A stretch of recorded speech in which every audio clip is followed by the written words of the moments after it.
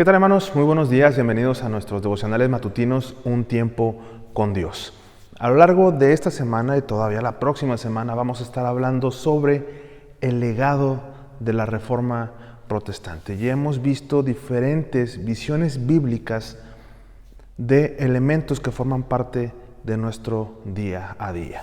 Justamente el día de ayer se hablaba un poco sobre las finanzas y el día de hoy vamos a hablar sobre ese legado de la Reforma Protestante con respecto a la educación. Una visión bíblica de la educación. Si recordamos los tiempos en los que se vivía, que incluso nos toca también conocer un poco en la historia de nuestro país, en la historia de México, cómo el que quería estudiar tenía dos opciones. Una, ser muy rico y poder pagar su educación, y la otra era formar parte de la Iglesia Católica Romana para poder recibir cierta preparación. Lo mismo ocurría en Europa en el siglo XVI, antes de que iniciara la Reforma Protestante. Uno de los lemas de la Reforma Protestante lo conocemos, parte de las 5 solas, la sola Escritura. La importancia de la Escritura, de la palabra de Dios en el idioma de cada uno de los pueblos, era parte importante en el movimiento de la Reforma Protestante. Y no solamente es una idea que ellos hubiesen tenido, sino que es algo que se enseñaba desde las Escrituras, desde el Antiguo Testamento, pero que con el paso del tiempo se fue desvirtuando.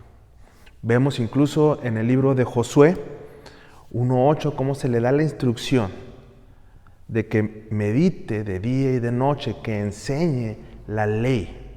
Vemos también en los Salmos, el Salmo 1, bienaventurado el varón que no anduvo en consejo de malos, ni estuvo en camino de pecadores, ni en silla de escarnecedores se ha sentado, sino que en la ley de Jehová está su delicia. ¿Y qué nos dice el Salmo? Y en su ley medita de día y de noche.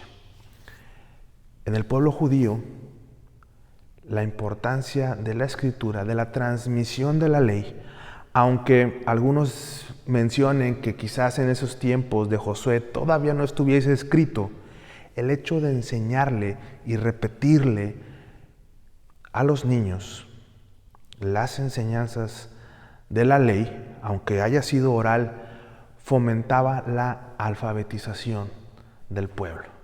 Se conocen las palabras, el niño conoce el vocabulario e irremediablemente recibe educación.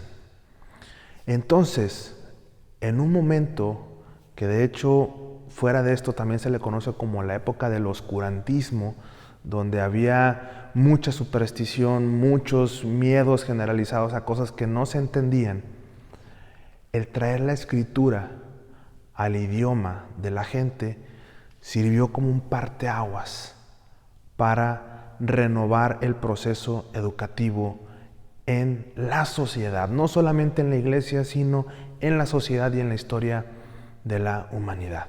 Pero también parte importante de lo que pensaban los reformadores era la importancia de la educación.